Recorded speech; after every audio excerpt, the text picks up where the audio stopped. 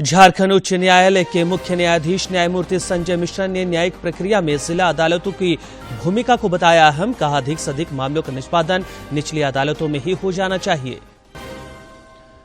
प्रदेश Bhajpa core committee की बैठक में भावी कार्यक्रमों पर हुई चर्चा। प्रदेश अध्यक्ष ने कहा, राज्य का औद्योगिक विकास ठप, वित्तीय अराजकता की स्थिति। सार्वजनिक क्षेत्र की कोयला कंपनियों का इस वर्ष बेहतरीन प्रदर्शन। सीसीएल और बीसीसीएल ने लक्ष्य से अधिक किया उत्पादन।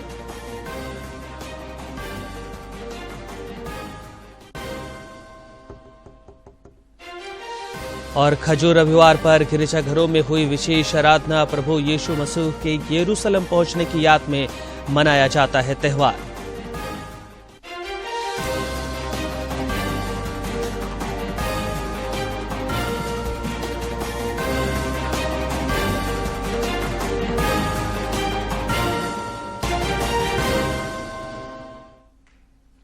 नमस्कार, खबरें झारखंड में स्वागत है आपका। मैं हूं रियाज आलम और अब समाचार विस्तार से।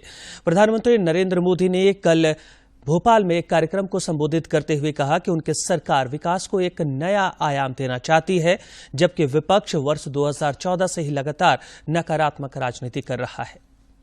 हमारे देश में कुछ लोग हैं जो 2014 के बाद से ही ये ठान कर बैठे हैं और पब्लिकली बोले भी है और उन्होंने अपना संकल्प घोषित किया है। क्या किया है?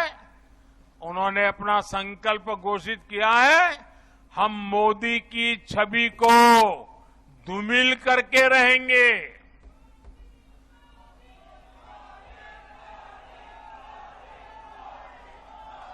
इसके लिए इन लोगों ने भांति भांति के लोगों को सुपारी दे रखी है और खुद भी मोर्चा संभाले हुए हैं।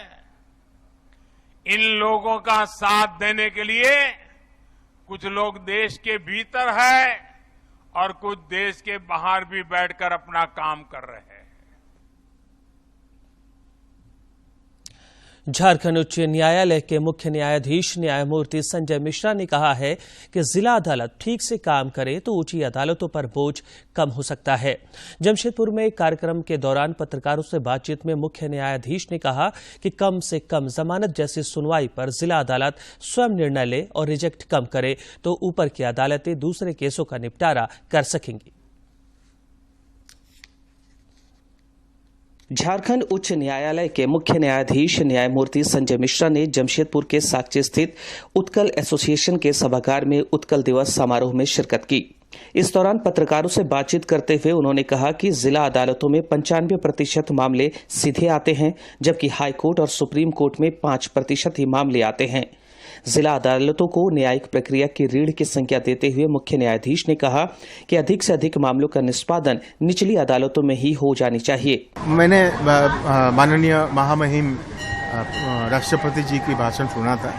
मैं जब आया था यहाँ 24 जिला जज के साथ वीसी में कॉन्फ्रेंस किया था और बोला था कि आप पहले एक जाइए कोर्ट जेल जाइए और जेल में जितने लोग जो विचाराधीन बंदी हैं उनका बेल के मैटर में देखिए, लीगल एड दिखा ये करने के लिए। और छोटी छोटी जैसे मुर्गा चोरी, अंडे चोरी केस में लोग महीनों से जेल में हैं, वो हम देख रहे हैं। न्यायपालिका से संबंधित अपने विचारों को खुलकर रखते हुए उन्होंने कहा कि एक न्यायाधीश का काम काफी मुश्किल होता है तथा अदालती प्रक्रियाओं और फैसलों को लेकर काफी परिश्रम करना पड़ता है। न्यायमूर्ति संजय मिश्रा ने कहा कि जो लोग ईमानदारी से काम करते हैं उनको भविष्य में आगे कहीं भी कठिनाई नहीं होती है। नहीं, न्यायाधीश का काम तो हमेशा डिफिकल्ट रहता है। अभी दिन भर काम करते हैं, वो लोग देखते हैं कि 10:30 से 4:30 बजे तक काम करेंगे सर।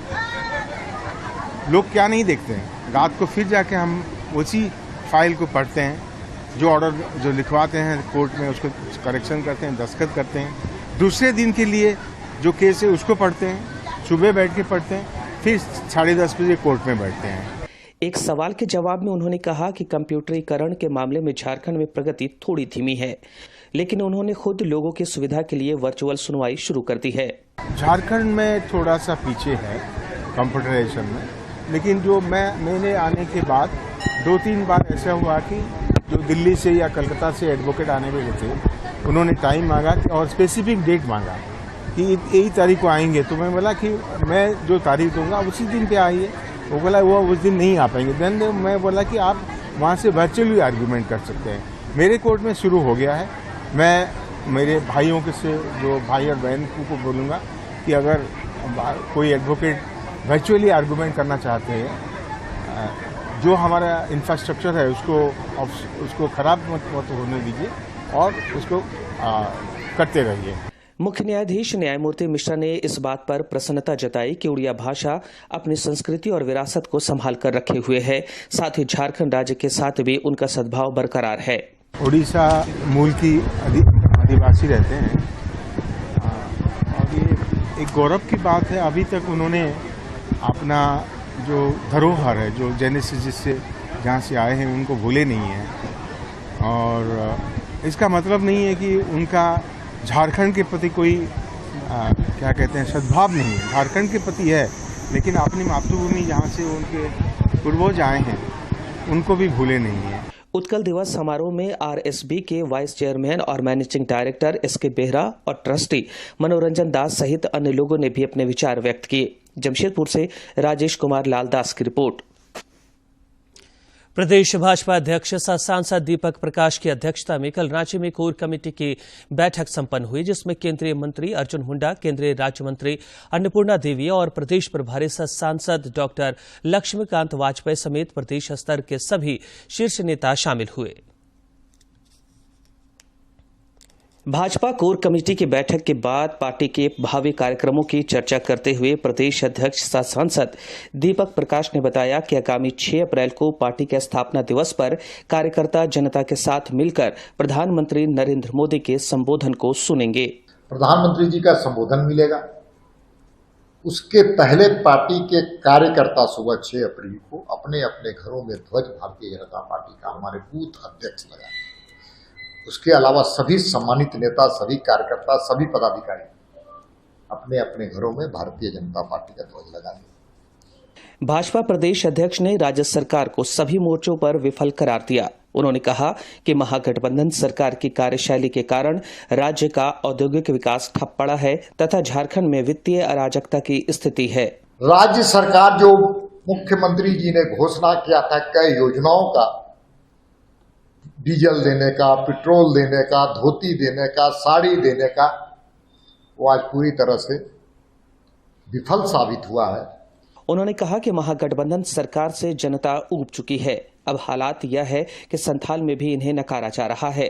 श्री प्रकाश ने कहा कि भाजपा आगामी 11 अप्रैल को रांची में राज्य सरकार के खिलाफ ऐतिहासिक आंदोलन करेगी, जिसमें राज्य भर से लोगों का महाजुटान होगा। सबसे ज्यादा सफेद झूठ बोलने का काम झारखंड मुक्ति मोर्चा ने कहीं किया था तो संथाल परगना ने किया। आज संथाल परगना की जनता ने उनको सच से सामना करा। भाजपा प्रदेश अध्यक्ष ने बताया कि कोर कमेटी की बैठक में आंदोलन के अतिरिक्त पार्टी के सांगठनिक गतिविधियों की भी चर्चा हुई, जिसमें बूथ सशक्तिकरण अभियान और राष्ट्रपति के अभिभाषण कार्यक्रम की समीक्षा हुई। रांची से असीम की रिपोर्ट। देश में एक बार फिर कोरोना संक्रमण के मामले बढ़ते दिख रहे हैं। स्वास्थ्य और परिवार कल्याण मंत्रालय के मुताबिक देश भर में पिछले 24 घंटों में कोरोना के 3,824 नए मामले दर्ज किए गए। वहीं पिछले 24 घंटों में 1,784 मरीज उपचार करवाकर स्वस्थ हो चुके हैं, जिसके बाद देश में रिकवरी रेट 98.77% हो गया है। वहीं साप्ताहिक पॉजिटिविटी रेट वर्तमान में 2.24% दर्ज किया गया। इसके साथ ही दैनिक पॉजिटिविटी रेट 2.87% दर्ज किया गया। देश में कोरोना के सक्रिय मामलों की संख्या 18,389 है। इधर संक्रमण प्रसार के मद्देनजर कोरोना के खिलाफ जारी जंग में टीकाकरण अभियान तेज कर दिया गया है। प्रभावी हथियार के रूप में शुरू किए गए टीकाकरण अभियान के तहत देश में अब तक 220 करोड़ 66 लाख से अधिक टीकों की खुराक दी जा चुकी है। पिछले 24 घंटों में 2,799 से अधिक कोविड टीके लगाए गए। पश्चिम बंगाल के दार्जिलिंग और सिलीगुड़ी में G20 पर्यटन कार्य समूह की बैठक शुरू हो गई है। कल प्रतिनिधियों ने सांस्कृतिक कार्यक्रमों का आनंद लिया, साथ ही मशाल की रोशनी में चाय बागान की सैर की। किशन रेड्डी उद्घाटन सत्र को संबोधित करेंगे। दार्जिलिंग पूरी दुनिया में अपनी प्राकृतिक सुंदरता के अलावा अपनी चाय के लिए भी मशहूर है। शनिवार को सभी विदेशी मेहमानों को पहले चाय के अलग अलग स्वाद चखाए गए। वहीं रात को लोक संस्कृति और जलती मशालों की रोशनी में बगान में चाय तोड़ने का अनुभव भी कराया गया। बैठक में 130 से अधिक प्रतिभागी भाग ले रहे हैं, जिसमें G20 सदस्यों के प्रतिनिधि, आमंत्रित देश और अंतर्राष्ट्रीय संगठन, उद्योग भागीदार, राज्य पर्यटन और स्थानीय टूर ऑपरेटर शामिल हैं। मार्च के महीने में जीएसटी संग्रह 1,60,000 करोड़ से अधिक का रहा है। के 1,42,095 करोड़ रुपए की तुलना में 13% ज्यादा है, जो जीएसटी लागू होने के बाद अब तक का दूसरा सबसे बड़ा संग्रह है। वित्त मंत्रालय की ओर से जारी आंकड़ों के मुताबिक वित्त वर्ष 2022-2023 के आखिरी महीने मार्च में जीएसटी संग्रह 1,60,122 करोड़ रुपए रहा। जीएसटी राजस्व संग्रह लगातार 14वें महीने 1.4 लाख करोड़ रुपए के ऊपर बना हुआ है। जब से जीएसटी देश में लागू किया गया है, तब से दूसरी बार ये 1,60,000 करोड़ रुपए से ज्यादा रहा है। आंकड़ों के मुताबिक मार्च के कुल जीएसटी संग्रह में 29,546 करोड़ रुपए, सीजीएसटी 37,314 करोड़ रुपए, एसजीएसटी और रिकॉर्ड आईजीएसटी 82,907 करोड़ रुपए शामिल है। इसके अलावा राजस्व संग्रह में 10,355 करोड़ रुपए सेस का शामिल है, जिसमें 960 करोड़ रुपए सामानों के आयात से मिला है। वित्त वर्ष 2022-2023 में साल भर में जीएसटी राजस्व का कुल संग्रह 18,10,000 करोड़ रुपए रहा है। इसके आधार पर मासिक जीएसटी संग्रह का आंकड़ा औसतन 1,51,000 करोड़ रुपए का बैठता है। वित्त वर्ष 2022-2023 में जीएसटी का ग्रॉस रेवेन्यू इससे पिछले वित्त वर्ष की तुलना में 22% ज्यादा रहा है। रांची के उपायुक्त राहुल कुमार सिन्हा की अध्यक्षता में खाद्य आपूर्ति और धान अधिप्राप्ति से संबंधित बैठक आयोजित की गई, जिसमें कई अधिकारी शामिल हुए। इस दौरान उपायुक्त ने यथाशीघ्र लैंपस से धान की खरीदारी करने की हिदायत दी। महिला सम्मान बचत प्रमाण पत्र से संबंधित राजपत्र अधिसूचना जारी कर दी गई है। ब्याज 7.5% का आकर्षक और निश्चित ब्याज प्रदान करती है। योजना में आंशिक निकासी का भी विकल्प है। ये योजना 31 मार्च 2025 तक वैध है। इस योजना की घोषणा 2023-2024 के बजट में केंद्रीय वित्त मंत्री द्वारा आजादी का अमृत महोत्सव के उपलक्ष्य में की गई थी। ये लड़कियों सहित महिलाओं के वित्तीय समावेशन और सशक्तिकरण की दिशा में एक महत्वपूर्ण कदम है। सार्वजनिक क्षेत्र की कोयला कंपनियों का इस वर्ष बेहतरीन प्रदर्शन रहा है। सीसीएल और बीसीसीएल ने इस बार लक्ष्य से अधिक उत्पादन किया है।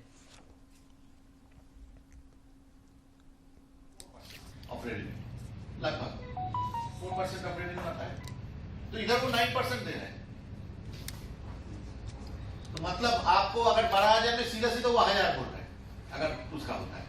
ये खाली कंपैरिजन के लिए बोले हैं, ये फिगर्स को आप लोग चर्चा करते हैं। तो एक साल हम लोग वित्तीय वर्ष जो कंप्लीट किया, तो उसका संदर्भ में आप लोग को खबर देने के लिए ये मीटिंग बुलाया गया। आप लोग का जो है मन में जो है क्वेश्चन जो है हम लोग का ऊपर, वो भी सुनने के लिए।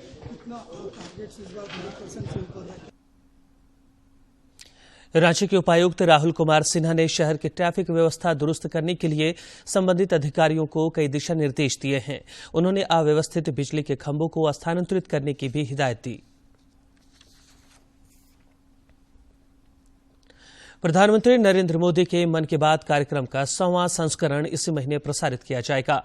इसकी शुरुआत 3 अक्टूबर 2014 को हुई थी। प्रधानमंत्री ने मन की बात कार्यक्रम के जरिए वर्ष 2017 के 29 अक्टूबर के कार्यक्रम में छठ पूजा की महिमा और स्वच्छता का संदेश दिया था।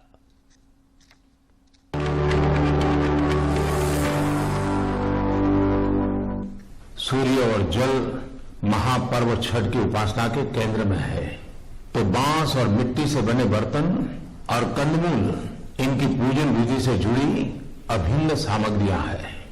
आस्था के इस महापर्व में उगते सूर्य की उपासना और डूबते सूर्य की पूजा का संदेश अद्वितीय संस्कार से परिपूर्ण है।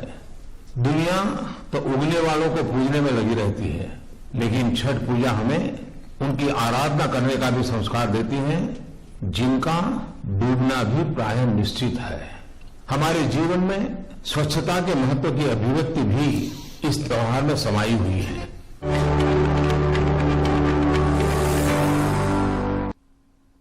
देवघर के मोहनपुर थाना क्षेत्र में पुलिस ने छापेमारी कर 4 साइबर ठगों को गिरफ्तार किया है। इनके पास से 8 मोबाइल, 8 फर्जी सिम तथा 1 एटीएम कार्ड की बरामदगी हुई है। उधर साइबर क्राइम के एक अन्य मामले में भी 2 अपराधियों की गिरफ्तारी हुई। देवघर पुलिस ने हथियार रखने के आरोप में 2 अपराधियों को गिरफ्तार किया है। साथ ही दहेज के लिए प्रताड़ित करने के एक आरोपी को भी पुलिस ने गिरफ्तार किया। हजारीबाग में रामनवमी पर्व शांतिपूर्ण तरीके से संपन्न होने पर जिले के पुलिस और प्रशासनिक अधिकारियों ने सभी का आभार जताया है। मैं सभी का तहे दिल से धन्यवाद देना चाहता हूं। उसमें एकता मंच हमारा जो आज लाल टी शर्ट में 2 दिन से हमारे कट रहे हैं, तो सद्भावना मंच के सभी पदाधिकारी, संरक्षण समिति के सभी पदाधिकारी एवं जितने भी लोगों ने हमें परोक्ष या अपरोक्ष रूप से रामनवमी सफल मनाने में सहयोग दिया है, अपना योगदान दिया है, उन्हें मैं तहे दिल से धन्यवाद देता हूं। मसीही विश्वासियों द्वारा आज खजूर रविवार मनाया जा रहा है। इस मौके पर गिरिजाघरों में विशेष आराधना हुई। खजूर रविवार के साथ ही आज से पवित्र सप्ताह की भी शुरुआत हो गई, जिसका समापन ईस्टर के साथ होता है। खजूर रविवार या पाम संडे का पर्व प्रभु यीशु मसीह के यरूशलेम में विजय प्रवेश की याद में मनाया जाता है। यह वह मौका था जब विश्वासियों ने प्रभु यीशु मसीह के यरूशलेम आगमन पर खजूर की डालियों को लहराते हुए उनका स्वागत किया था।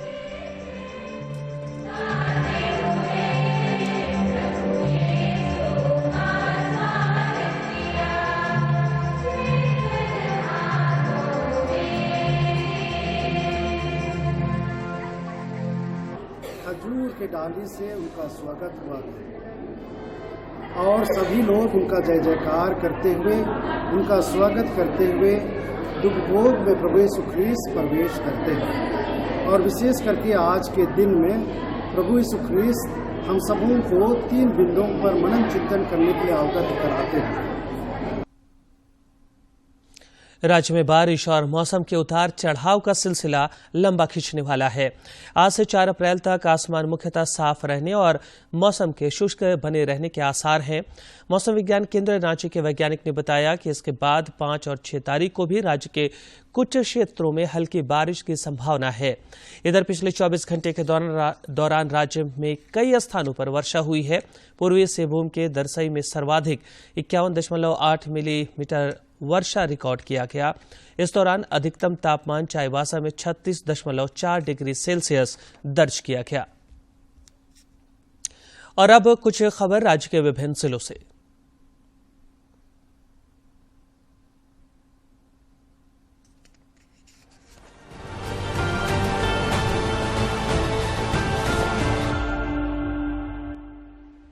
ए डोडे की अध्यक्षता में प्रधानमंत्री आवास योजना ग्रामीण को लेकर समीक्षात्मक बैठक हुई।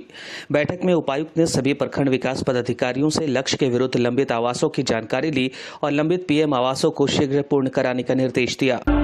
देवघर जिला के सारड़ थाना अंतर्गत उर्स मेला के दौरान बरसात से बचने के लिए पुराने भवन में छिपे लोगों के ऊपर अचानक छत गिरने से कुछ लोग घायल हो गए, जिन्हें अस्पताल में भर्ती कर उनका उपचार करवाया गया। रामगढ़ के उप विकास आयुक्त नागेंद्र कुमार सिन्हा ने पतरातू प्रखंड का दौरा किया। इस दौरान उन्होंने पलानी झरना को पर्यटन के क्षेत्र में विकसित करने के तहत हो रहे कार्यों एवं पतरातू लेक रिसोर्ट के समीप लगाए जा रहे स्मार्ट साइनेज बोर्ड के तहत हो रहे कार्यों का निरीक्षण किया। उन्होंने पलानी झरना तक पहुंच पथ निर्माण कार्यों का निरीक्षण कर गुणवत्ता को ध्यान में रखते हुए ससमय इसे पूर्ण करने का निर्देश दिया। रांची के सांसद संजय सेठ ने बताया कि एचएससी कर्मियों के कुल बकाया वेतन में से 2 महीने के वेतन का भुगतान 4 अप्रैल को किया जाएगा। उन्होंने कहा कि इस बातचीत के बाद 5 महीने से चल रही हड़ताल को उन्होंने समाप्त कराया है। सभी हड़ताली कर्मचारियों को यह भी शपथ दिलाई गई कि एचएससी का पुराना गौरव लौटाने के लिए हम साथ मिलकर काम करेंगे। देवघर में सड़क सुरक्षा नियमों के 100% अनुपालन को लेकर जिले में लगातार जागरूकता अभियान चलाया जा रहा है। जिले के उपायुक्त ने बताया कि सड़क सुरक्षा अभियान के तहत 31 मार्च तक सड़क सुरक्षा नियमों का उल्लंघन करने वाले 52 वाहन चालकों के ड्राइविंग लाइसेंस को निलंबित किया गया है।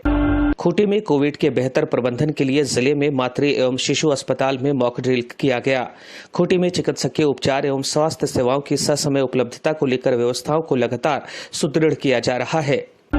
रांची के नामकुम रुडुंग कोचा में सरहुल मिलन समारोह आयोजित किया गया, जिसमें सांसद संजय सेठ भी शामिल हुए। इस दौरान श्री सेठ ने सभी को सरहुल की शुभकामनाएं दी।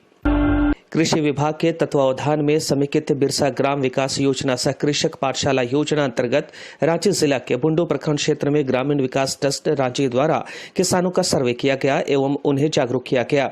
लोहरदगा जिला के कुड़ू प्रखंड क्षेत्र के गोली ग्राम में भी सिटीजन्स फाउंडेशन के द्वारा ग्राम सभा कर 18 किसानों का सर्वे फॉर्मेट भरा गया एवं उन्हें जागरूक किया गया।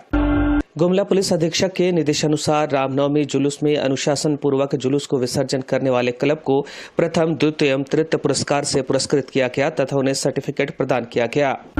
मंत्री चंपई सोरेन, सांसद पशुपतिनाथ सिंह और विधायक निरसा अपर्णा सेन गुप्ता ने धनबाद जिला अंतर्गत कुमारडूबी रोड ओवरब्रिज का उद्घाटन किया। लगभग 45 करोड़ की लागत से इस ओवरब्रिज का निर्माण हुआ है। इसके निर्माण से कुमारडूबी से धनबाद तथा आसपास के क्षेत्र में आने वाली गाड़ियों को सुगमता होगी। देवघर उपायुक्त ने जनता दरबार के माध्यम से आमजनों की समस्याएं सुनी तथा संबंधित पदाधिकारियों को त्वरित गति से मामले का नियमानुसार निष्पादन करने का निर्देश दिया। रांची सांसद संजय सेठ ने अपने केंद्रीय कार्यालय में सांसद सांस्कृतिक महोत्सव की तैयारियों की समीक्षा को लेकर एक बैठक की अध्यक्षता की। इस दौरान रंगमंच से जुड़े अजय मलकानी समेत अन्य लोग मौजूद थे। कलाकारों को प्रोत्साहित करने के लिए आगामी 5, 6 और 7 मई को रांची में यह महोत्सव प्रस्तावित है। महापौर आशा लकड़ा की मौजूदगी में रांची नगर निगम सभागार में लॉटरी के माध्यम से लालपुर कोका रोड पर दुकान लगाने वाले वेंडर्स को डिस्टिलरी पुल के सामने बने वेंडर मार्केट में जगह का आवंटन किया गया।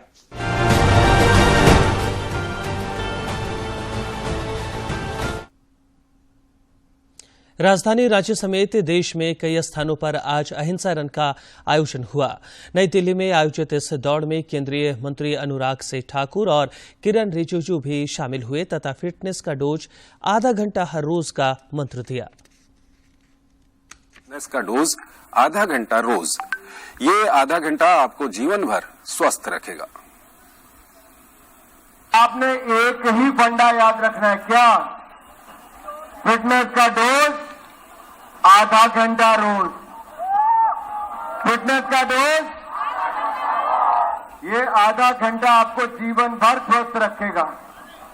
और हमारे साथ आपकी युवा पीढ़ी, बच्चे, सबसे बड़ी बात है आज आप जैसे युवा केवल खुद नहीं निकले, अपने परिवार, अपने बच्चों को लेकर निकले हैं, इसलिए भी आपका बहुत बहुत धन्यवाद करता हूं। छोटे छोटे बच्चों में नई ऊर्जा भरने का आपने काम किया है। And thank you for bringing your children to the playground. Thank you for bringing them to the Ahimsa Run.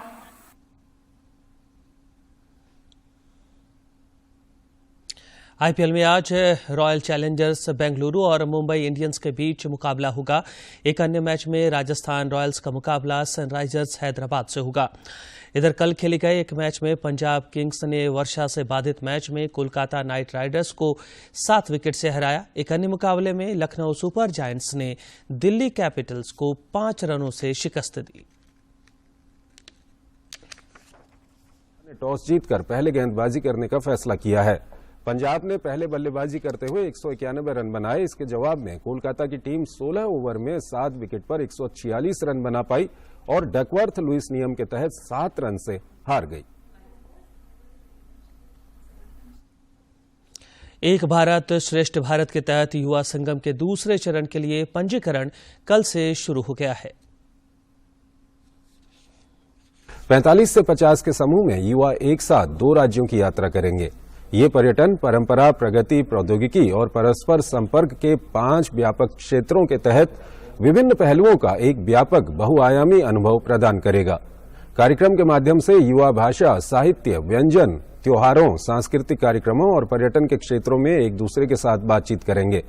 18 से 30 वर्ष की आयु के इच्छुक युवा ebsb.aicte-india.org पोर्टल पर पंजीकरण करा सकते हैं। एक भारत श्रेष्ठ भारत के तहत युवा संगम की पहल की अवधारणा विभिन्न मंत्रालयों के सहयोगात्मक प्रयास के रूप में की गई है, जिसका उद्देश्य लोगों के बीच आपसी संपर्क को मजबूत बनाना और देश भर के युवाओं के बीच हमदर्दी पैदा करना है।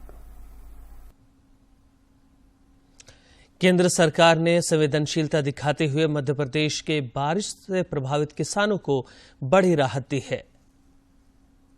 बेमौसम बारिश के कारण गेहूं की फसल की कटाई में देरी हो रही है और अनाज की गुणवत्ता प्रभावित हो रही है। शुक्रवार को केंद्र सरकार ने मध्य प्रदेश में गेहूं उत्पादकों की कठिनाई को कम करने के लिए केंद्रीय पूल खरीद के लिए वर्तमान रबी विपणन सीजन 2023-2024 के दौरान मानदंडों में विभिन्न छूट के साथ गेहूं की खरीद करने का निर्णय लिया है। मध्य प्रदेश में किसानों से खरीदे जाने वाले 10% से अधिक नुकसान वाले अनाज के लिए मानदंडों में ढील दी गई है।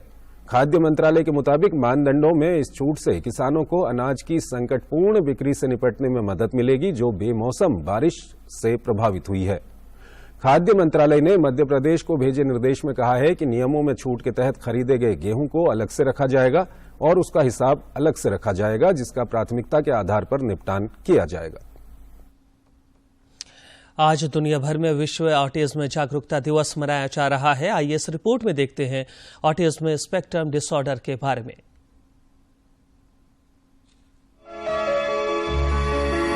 ऑटिज्म तंत्रिका संबंधी बीमारी है जो मस्तिष्क के सामान्य विकास को बाधित करती है। इसमें संचार, सामाजिक अंतःक्रिया, संज्ञान और व्यवहार पर असर पड़ता है। ऑटिज्म को स्पेक्ट्रम विकार माना जाता है क्योंकि इसके लक्षण मिले जुले तरीकों से प्रकट होते हैं और अलग अलग बच्चों में इसका प्रभाव अलग हो सकता है। कुछ बच्चों में गंभीर समस्या आ सकती है, उन्हें मदद की जरूरत पड़ती है, जबकि कुछ ऐसे बच्चे हैं जिनमें कम मुश्किल होती है और सहायता मिलने पर वो स्वतंत्र रूप से अपना कामकाज स्वयं ही कर पाते हैं। ऑटिज्म के लक्षण बच्चे के जीवन के पहले 3 सालों में ही उत्पन्न हो जाते हैं। ये लक्षण कम, औसत या गंभीर हो सकते हैं। हर बच्चे में लक्षण अलग हो सकते हैं और उम्र बढ़ने के साथ उनमें बदलाव भी हो सकता है। ऑटिज्म के साथ बच्चे में कई अन्य समस्याएं जैसे मानसिक दुर्बलता, हाइपर एक्टिविटी, संचालन में मुश्किल, दौरे पड़ना, सीखने से जुड़ी समस्या या अक्षमता, सुनने और देखने की शक्ति में गिरावट भी हो सकती है। बच्चे में शारीरिक और मानसिक विकास के दौरान इसके लक्षण नजर आते हैं। और अंत में मुख्य समाचार।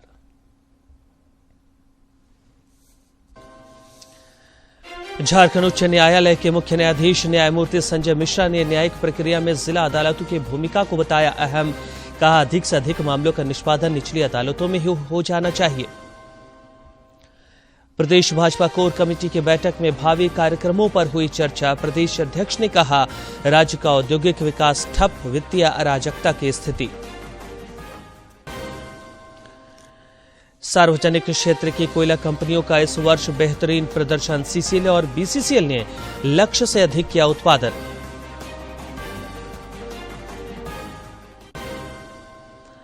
और खजूर रविवार पर गिरजाघरों में हुई विशेष आराधना। प्रभु यीशु मसीह के यरूशलेम पहुंचने की याद में मनाया जाता है त्योहार।